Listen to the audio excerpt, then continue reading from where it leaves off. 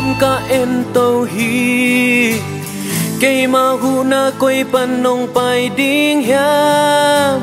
van le le bol tàu pa kyang pan in cây ma hu na hong pai hi amma in ka khetal sak lo ding a cây ma hong kem pa lu su lo ding hi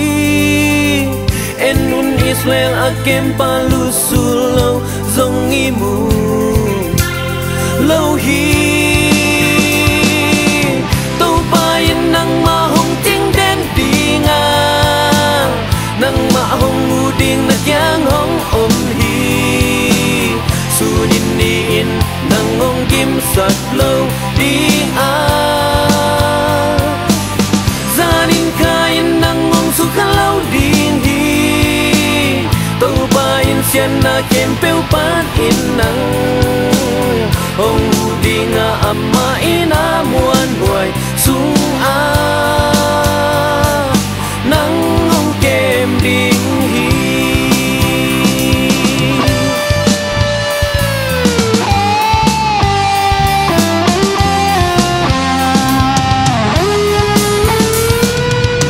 cây ma in mual tung lam ka en to hi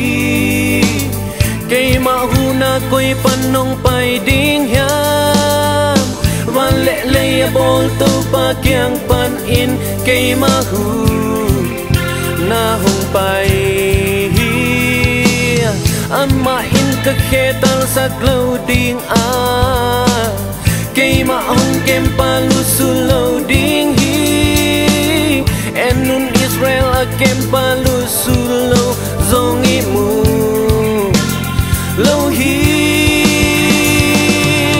to pa in nang ma hong ting den ding a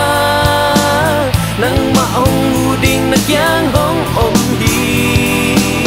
su nin ni in nang hong kim sak lo ding a zanin kain nang hong su khalau ding hi to pa in sian na kem peu pan in nang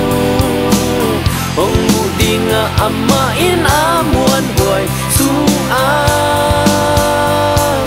nang hong kem ding hi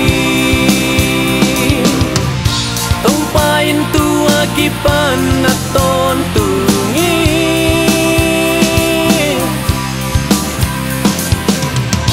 na sung tum na na pu swa na a nang hong kem ding hi